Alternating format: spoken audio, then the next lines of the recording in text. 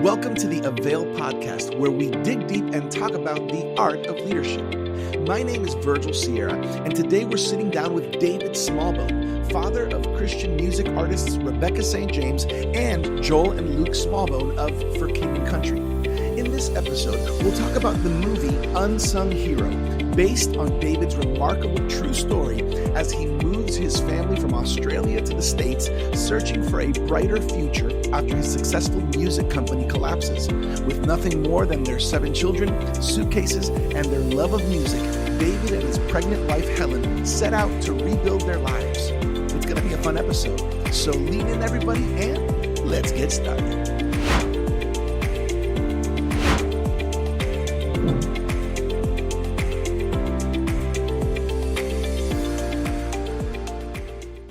Welcome back, everybody, to another episode of the AVAIL podcast, where we dig deep, talk about the art of leadership, and we get some previews on some amazing projects that are happening, that are going to impact lives for the kingdom. And I have the blessing and the honor and the privilege of sitting down with Dave Smallbone. Dave, it is an honor to be here with you and to talk about some fun things that are coming up. How are you feeling today? Hey, I'm going really well. I live in a little farm just outside of Nashville, and so honored to be speaking to someone who understands my world, because you worked in music for a while, and then you're loving on the brokenhearted, as we attempt to do with Rebecca and For King Country. And I told you earlier, I married a pastor's daughter, and when her parents allowed me to contract with her, one of the best, the 2 best days of my life is getting serious about Jesus, and my beloved deciding that she wanted to marry me. And I, out of the goodness of my heart, Pastor, I have organized for a movie to come out on the 26th of next month, to celebrate our wedding anniversary. Who do you know, Pastor, who has Wow. ever done that? and it only cost the investor $6 million to make that movie. So I am the gift that keeps on giving. So, AVAIL audience, I want you to know that Dave is talking about a movie that's coming out April 26, 2024, depending on when you're watching this or listening to this. Unsung Hero is the movie, Unsung Hero by For King and Country Entertainment. And Dave, this is the story of your family. This is your and your wife's story, along with your kids. By the way, for those of you who don't know yet, Dave is the father of Rebecca St. James, very well-known Christian artist for many, many years, for King and Country. I mean, I would say some of the top hits in these years in the Christian music and beyond. And what a privilege, what a blessing. So Dave, did you ever think that a movie would be made out of your family and your story? Absolutely no. And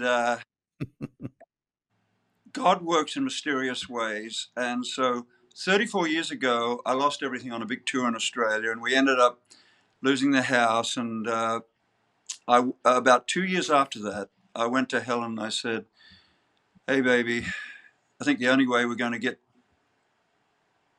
ahead is to go to America." And she said we'd go for 2 years. 32 years later, we're still here. And we were came over to work for somebody. He let me go here in Nashville after 2 months. So we lived by faith for the next 2 years. Best experience of my life. I recommend it to everybody. If you haven't lived by faith, it grew me from lukewarm to passionate. And my son, the way the movie came about, my son Luke, whenever we go out and do concerts, he talks about compassion. Has been doing that for a dozen years now.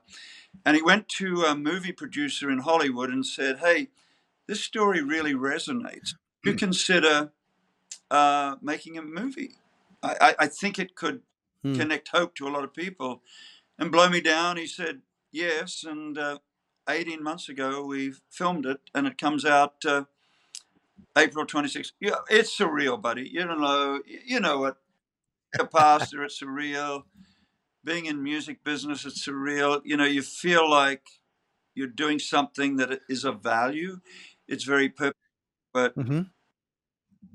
Helen and I, we had 5 boys, 2 girls, and it's just it's been an adventure. And the fact that Hollywood would want to support a movie, and Hollywood's pretty woke, it kind of blows our mind. Wow, that's amazing. Now I have a question. You and I were talking as we were kind of preparing to record this podcast, and I know there's some parts of the movie that probably stand out. What would you say is what are you excited about for people to get from the movie? What are your hopes? You know how sometimes you work on a project, even when you work on a musical project, you have a hope and a desire that people will get something out of it. What are a few of the things that you want people to get from this movie, Unsung Hero? I think the two things, family and the miraculous. I remember Joel, who is my middle strong-willed son in For King and Country. He gave Helen this in the September before they filmed in October year before last. And Helen, I didn't want to read it because I'm a strong-willed guy, and I think I would have influenced it. And I didn't. I wanted the writers, and Joel particularly, he's a co-writer, to interpret what they saw. The only thing she said after it, Joel, make sure you don't leave out the miraculous, because Hollywood has a way Mm, of homogenizing things, and I think they've kept in the miraculous. And for people to be reminded that God is good when all of us, including you, Pastor, go through hard mhm, times. And that's why we need accountability. We got a lot of leaders on this call, and I mhm, stumbled over it late in life, the importance of accountability. So now I've got 7 accountability partners, and I talk to them most days, and that helps me navigate it. But going back to your question, I think living on the edge, which allows you to live on the miraculous. Our pastor said that after he saw the movie. He said, that's Darren Tyler can do a church here in Franklin. He said, unless you're prepared to go on the edge, you're not going to see the miraculous. And I think culture mm, encourages us to play safe. I don't think that's. I don't think God wants us to play safe. Jesus didn't play it safe. He was counter the culture. I think the other thing is mhm. family. Um, Yeah. I've been blessed by having so many kids, and what the kids did, it challenged my selfishness. I was way more selfish than my wife. Music business all my life, so egocentric, automatically selfish. And I think for us men, sometimes we prioritize our business. Oh, we got to make the money, and we forget to love on our wives, love on our children. And the best story about that, the Tennessean came and did a story with Joel, Luke, Helen, myself a couple of weeks ago. And the journalist, the Tennessean is owned by USA Today, and they're going to do a pretty major story on it. And the journalist watched the movie the morning before the interview, and she watched it with her 15-year-old daughter. This is what touched me deeply. You're probably going to make me cry before this is out, Pastor. And daughter, after it's all over, and uh, the journalist had done the interview, a daughter came to her mum. She's 15. She's in the cultural battle at the highest level here in Williamson County. And mum, Mhm. when that movie comes out, can we go together to see it in the theaters? And I thought, hallelujah, Wow. we, kids are brokenhearted today because mum and dad are working too much. You got the culture trying to sexualize kids. It's the craziest stuff I've ever seen in my life. And I one Mm. thing, you get me off on tangents here, Pastor. It's your fault. My, my feeling is, unless we see revival in America, America could fall. And my challenge to anyone who's listening to this, hey, be strong about sharing Jesus at your work, at your home, wherever you go, because unless we're allowed, the enemy is alive and well, maybe more alive than I can ever remember. And I think that's a calling on all of us to get out of our comfort zone and be loud. I'm challenged because I'm 74. I haven't got long to go. Most, I think, average life is 75, 76. So I'm maxing it out every day. And I wasn't always like that until I lost everything and saw Jesus in action, because I couldn't do anything. That's when I moved from lukewarm to passionate, and I'm so glad. And I would say to anyone listening, hey, going through hard times, it's probably a growth moment, Mm. and it's probably an apprenticeship for the future. Pastor just told me that he was in a music band before he became a pastor. That was a terrific apprenticeship for what he's doing now. I go on for too long, don't you? You give Yeah. me an inch, I'll take a mile, Pastor Bloke. No, I love it. I love it because we're hearing your heart. And speaking of that, I want to hear your heart as a father. And I'm sure this is probably I'm imagining because I haven't had the blessing of seeing the movie yet. I will, but speaking now, obviously you can think back and remember in those years when the kids were small and being born, and then fast forward to now where a project like this is being done, spearheaded by your children, by your kids. How does it feel to see your kids thriving and impacting for God's kingdom through music, through the arts, through now through a movie? How does it feel as a father to see your kids extending that legacy and that calling? It's extraordinary but challenging as well, because every day I'm a the way I manage 30 for King Country. I own a third of the band, so it's Joel, Luke, and myself, and so I'm 30,000 feet, really big picture, and I'm in the nooks and crannies. So nooks and crannies these days, you watch social media. What's really going on? Are we connecting with these people? Are we Mm-hmm. not? Because that will tell you a story. And every day I see somebody who's been given hope, and that Mm. encourages me. At the same time, I got to tell you, the enemy is alive and well. Whenever you're making a difference, he's coming after you. No doubt he's coming after you. No Mm-hmm. doubt he's coming after a lot of the other leaders who are watching this. And the good Mm-hmm. thing about that is, well, maybe we're doing something, because sometimes we can so easily think it's a waste of time. But my best story Mm. on seeing connection on that is God Only Knows. God Only Knows came out 4 or 5 years ago, and we ended up doing a feature with Dolly Parton. And the number of people who were thinking of suicide, driving along in the car or Wow. something like that, and then heard the song, about to put the gun to their head, and they heard God Only Knows. It's the hundreds and hundreds, Mm. and still happens to this day.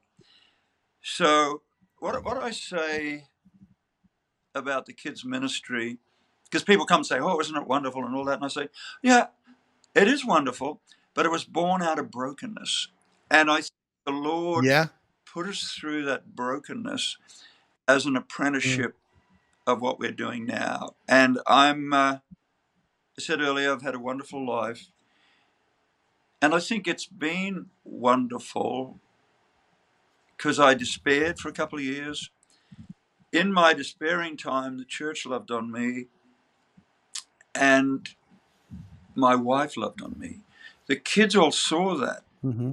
And I remember Joel's the old member of the King Country. I remember when he was 8 and he's now 39. So that was, we'd been here a year, maybe less than that. And we had a house in Brentwood and it didn't have any furniture in it. And I remember this little 8-year-old kid praying fervently. He had better words than I had, that the Lord would put food on the table. And I feel, even for my kids to see hardship and realize Hmm. that God is good. Because as you know, a lot of people in the culture don't think God is good. They think he's legal Right. and loving. We know the opposite is true, that he is very loving, and the culture is legalist. And some of those people are saying, oh, those church people over there, they're very legalistic. Unfortunately, they're pointing Mm, a finger at us and three fingers back at themselves. And we're called to mhm, love them. And as you know, as a pastor, actions speak louder than words. And it's so beautiful. mm. Yeah, it is. It is beautiful to see what God can do out of brokenness. I mean, I think that's why this is inspirational as well, because a lot of times people feel or think, well, God can't use me. Look how I failed. God can't use me. Look how far down I've fallen. What would you say to somebody, Dave, who's feeling um, I don't think God can use me because I've messed up so bad? What words of encouragement could you give somebody? Well, the older I get, the more astonished I am about the practicalness of the Bible. So you look at Paul, you look at David, you look at all the heroes. On a practical side, I will tell you one thing that happened beginning of COVID. My wife is a much more spiritual person than I am. And I cry when I talk about her and I talk about Jesus because um, she's loved me unconditionally.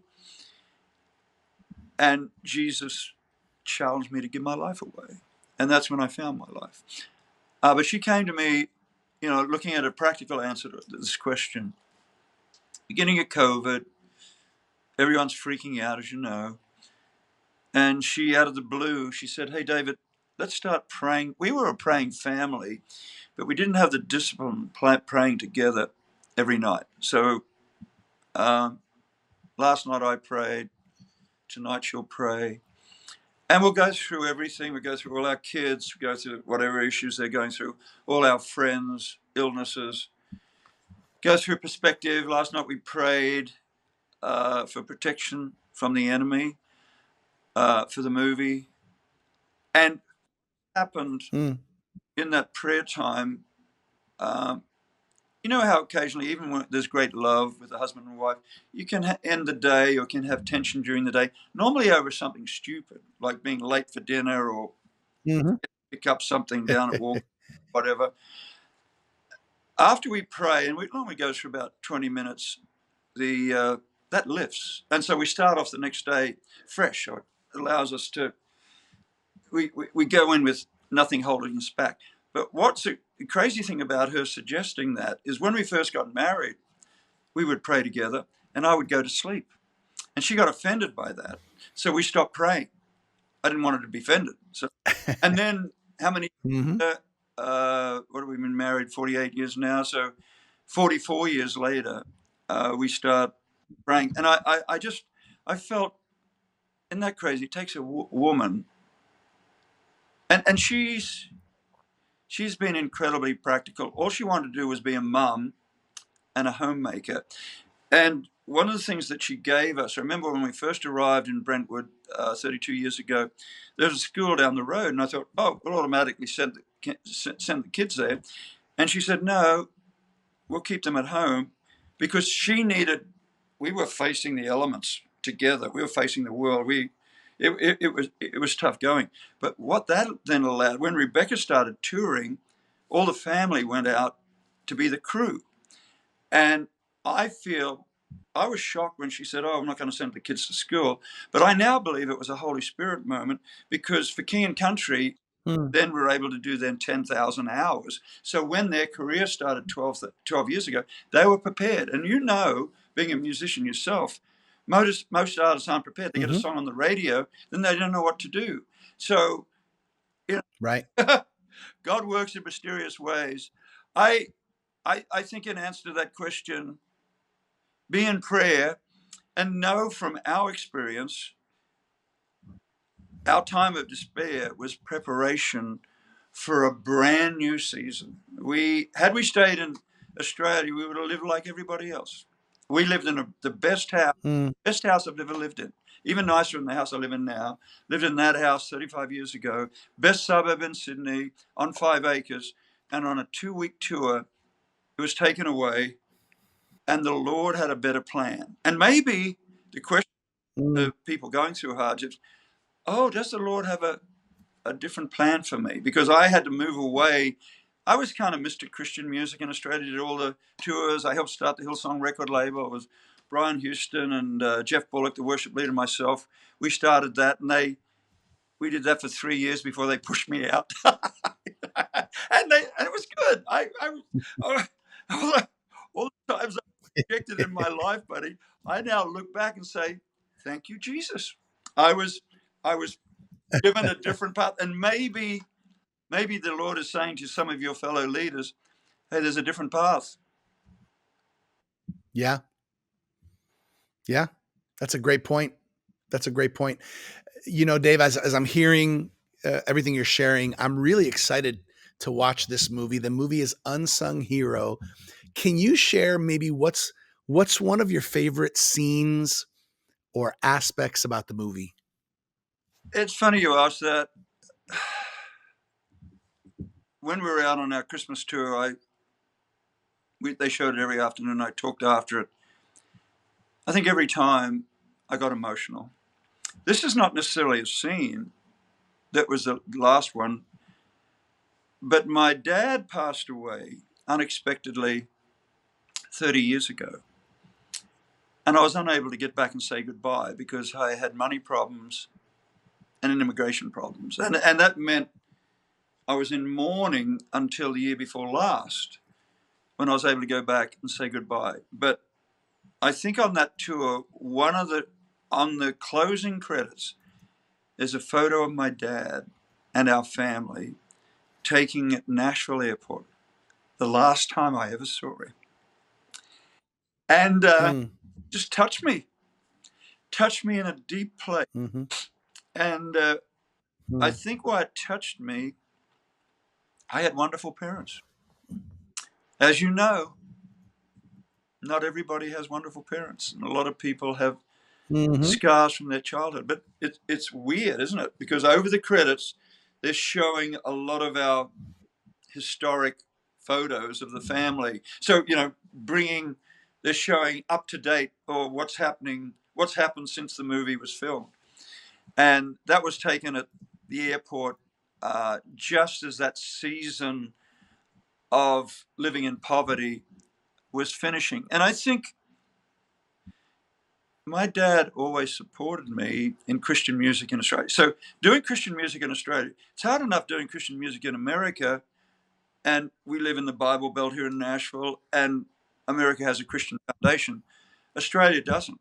And so I think why it impacted me so much, my dad supported me when the going was tough, sharing the hope in Jesus mm, to Australians who want to party, party, party because tomorrow we die.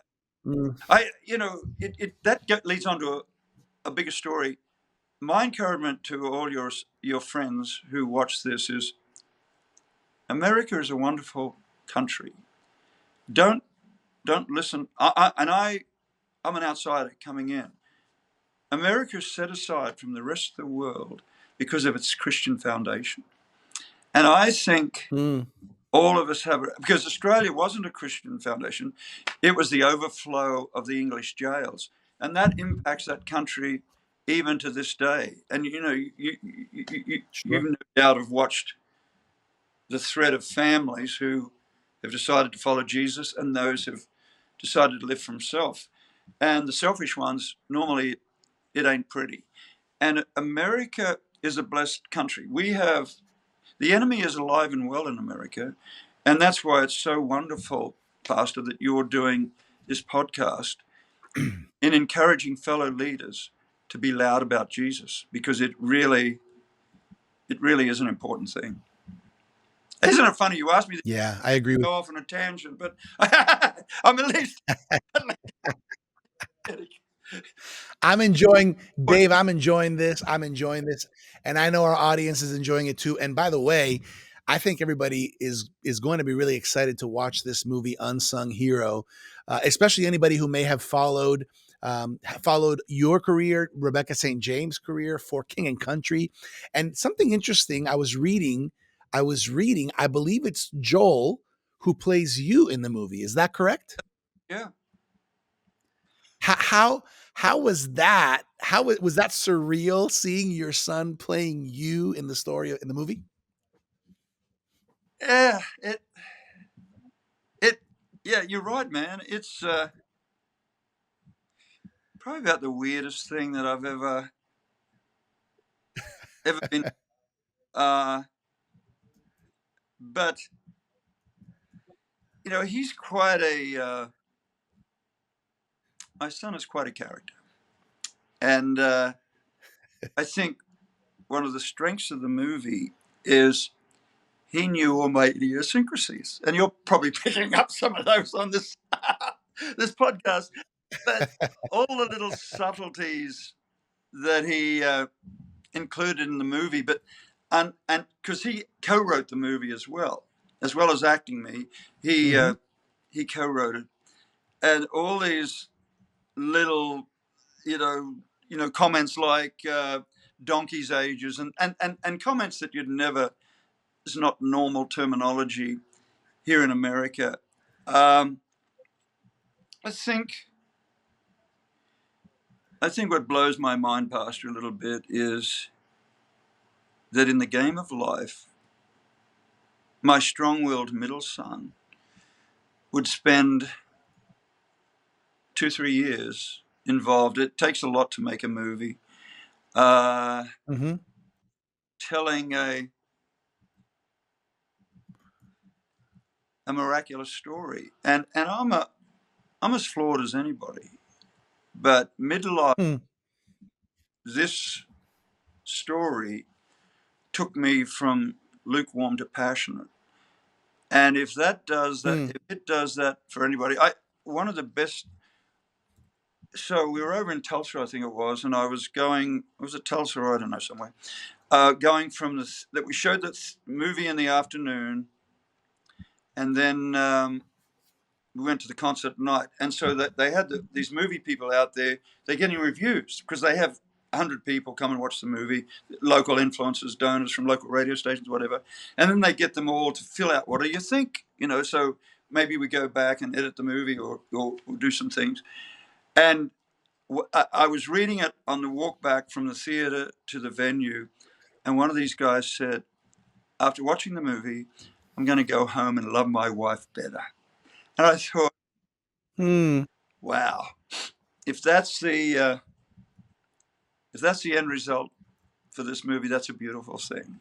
And what happened to me during that season, particularly that 2 years, Helen was never critical of me, even though nothing was working. Even the record deal that I had. I will tell you one thing on that record deal. So 31 years ago, Rebecca was to sign a word, and on the day we were to sign the deal, they pulled out, and we were supposed to get a $10,000 advance, and suddenly all our prayers were being answered. That stopped. Helen and I couldn't get out of bed the next day, and that shows up in the movie. In the movie, they make it look as though I couldn't get out of bed for 3 days. A songwriter in town, a guy called John Moore, wrote for Steve Green all those wonderful songs for Steve Green 30, 40 years ago, and was doing very well at the time. He comes to me and says, Smallbone, I want to, that 10,000 you didn't get from the record label, I want to give that to you. And it kind of took my self-worth even lower because I couldn't do anything. Everything I was going to wasn't working. And we were cleaning houses, mowing lawns to try and keep the wolf from door, and also living off the charity of the church. And so he gives us the 10,000. Over the next 10 years, that half of Rebecca's publishing, and she didn't even have a publishing deal at the time, made him something like $250,000, $300,000. And so I share Hmm. that story because it's a terrific Hmm. story of God's economy. And so often we want to go the corporate way, where the Jesus way Hmm. is a better way. So now that guy who helped us then we're able to support him now. And he went over to be a missionary in Ukraine, and just an incredible example. If I hadn't lived on the edge, we wouldn't have seen all these things. And I Mm. suppose to anyone listening, if you're unsure about to go safe or live on the edge, my encouragement is live on the edge. I like that. The wise counsel: don't be safe. Live on the edge. That's where the miraculous happens. Dave, as we come to the final stretch of this conversation, tell me a little bit about the rest of the cast. Was it exciting for you to see some of the cast come together for the movie? Obviously, being in on this story is about your family. It's about your life. We know that Joel plays you. Is there anybody else you want to highlight that maybe did an excellent job in the movie? Probably this is another miracle. The crazy thing is the movie is about miracles, and then we experienced the miraculous on the set. So we thought we had a girl to play my wife in the movie, and then we find out 10 days before filming date she's not available because she had to go out and this previous girl had to go out and do a movie for Elon Musk. She was a Elon Musk's sister, and so she thought she'd be able to move that, wasn't able to move it. So Daisy is her name. Mm. She used to live in Hollywood, and then a number of years ago moved down to Brisbane, Australia, with her husband. Got 4 kids. 10 days out, we find her, and she becomes available. And she's wonderful. And part of it is she was a Mm. mother of 4 children. The previous girl hadn't had any children, so shepherding Mm. at the time, I think 6, 7 children around on the set. She did that exceedingly well. And she made a comment, which her husband, I contacted her husband after she'd gone back to Australia, because I think we filmed for about 5 weeks, and it was so gracious of he and Daisy to come to America and be away from their 4 children. It was hard for her for 5 weeks. And I wrote to him Hmm. and said, thank you. Thank you for allowing her to come to America for this long time. And he wrote back, and this was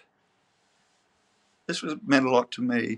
He wrote back and said, yeah, Daisy came home and said, after experiencing what she'd experienced on the set, and she'd been around a lot of movies for the last 20 years or whatever, she was going to commit with her husband to live life differently. And you know what it's like? We're both in ministry. A lot of Hmm. times it's evidencing Jesus in Mm. the ups and downs of daily life at the church and the family. And the fact that she saw Jesus in action with the producers and the directors and the cast, and there's probably, I don't know, 50, 60 people working on the movie. She saw that happening. That meant a lot to me. And what had happened, my daughter-in-law, Joel's wife, had a prayer team praying every day for the movie. And I think it showed up. And Wow. in one other instance, we had to close down one day for COVID. And the good news is we only had to close down one day because COVID was still, this was the year before last, COVID was still around, more prevalent than what it is now. And so, yeah, that was, yeah, that was, that yeah, just, and she portrayed my wife so well. I'm an extrovert, my wife's an introvert, but she understands her calling, which is to be a mum. And now Mm. she put out a book a little while ago called Behind the Lights, and now she's going out. She just went over to LA last weekend and shared to 1,000 women over there with Rebecca about what she's learned in life. So now she's sharing some of her life experiences, and it's lovely. That's wonderful. Dave, I really love this opportunity that we've had because I think people now have the opportunity to go see this movie. Everybody, the movie is Unsung Hero. You can check out the official site, which is unsunghero.movie. And you can also find it on social media on Instagram and Facebook and Twitter under Unsung Hero Movie. Dave, this is the final plug. Your final encouragement to tell our Avail audience to go watch the movie. Go ahead. Well, you get to my age and you go for the jugular a little bit. but it's my strength, and you do it a little crazy. But I think the thing that we've worked out with all the comments coming back, because we've been doing previews. We were just out at Harvest Church last weekend, Greg Laurie's church, and we showed the movie to about 1,000 people there. And we know it is touching lives and challenging people to go get more serious with Jesus, and to prioritize family. So my encouragement to fellow leaders on this call is consider going to your home church and seeing if the church or one of the donors in the church would buy out a local theater. Because as you know, there's a lot of people these days who are negative to the church, but they'll go to a neutral venue. And so Mhm. we've got trailers up on forkingcountry.com so you can see what the movie looks like. But if anybody on this call, on this podcast, would consider that, Mhm. and Pastor, you know how to contact us. They can contact you, or they can just go on Mhm. to .com, or they can go onto our social media. We're everywhere on social media. We will find a way, and I think a theater costs $800 to $1,000, but I think it's an outreach opportunity. And so, if Mm. churches can look at this, and so they invite their non-Christian friends. I will tell you, big church up at we were up at where was it? Bayside, Bayside Church, about a month ago, and the pastor said to me, he said, I couldn't invite my neighbors, my non-Christian neighbors, to Jesus Revolution because it was too overt, but he is going to invite them to Unsung Hero. Crazy thing about Mm. that church is organizing to purchase 6,000 tickets to come out to the movie. So they're taking on Sacramento, using the movie as an outreach opportunity for their, and as you Wow. know, Sacramento's pretty woke, like California's pretty woke, and they're out there making a difference. That Bayside, that's an alive church, and so that's just a thought. And if that's Mhm. not possible, just tell your friends, and just say, hey, this might be worth going to see, because uh, I will tell you one. A lot of these people on this call are very practical people, and what got Hollywood's attention on this movie is that we had a Hollywood guy come a year ago and start testing it to find out, well, we need to change anything, or what are we going to do on the marketing, and uh, the testing in Nashville came in at 98, and everyone's shocked out of their mind. Okay, that's just homegrown territory. We can't get 98 because I can only imagine tested at 91. Jesus Revolution tested at 94. They take it to Dallas the next week. It tests at 98 again. And the guy doing the testing is not a Christian. He has a different lifestyle to you and I, and he cried. He cried at the movie. So I do think the movie, Mm. and hey, I had nothing to do with it, except I was very encouraging to Joel's mother to allow him to come into the world. So I was not, I, I'm just one step removed from this whole thing. But now my role is, okay, this is an evangelistic opportunity to go wider, to Yeah. get this wonderful, incredible message to more people. The other thing I'll tell you is the other comment that coming back from people, and maybe some of your friends on this podcast would agree with this, some of them won't. But people have said a lot of Christian movies are cheesy. The way this movie as our family has been portrayed. They're saying it's not cheesy. So I go to one movie. That's all I go to. Helen and I, we're not really movie people. Maybe two movies a year. Some are Christian, some are not. But we're pretty careful. We don't want to go and watch garbage. But that's just Uh-huh. those are some thoughts. Thank you for thank Yeah. you for allowing me to be so verbose, Pastor. It's been a joy to be with you.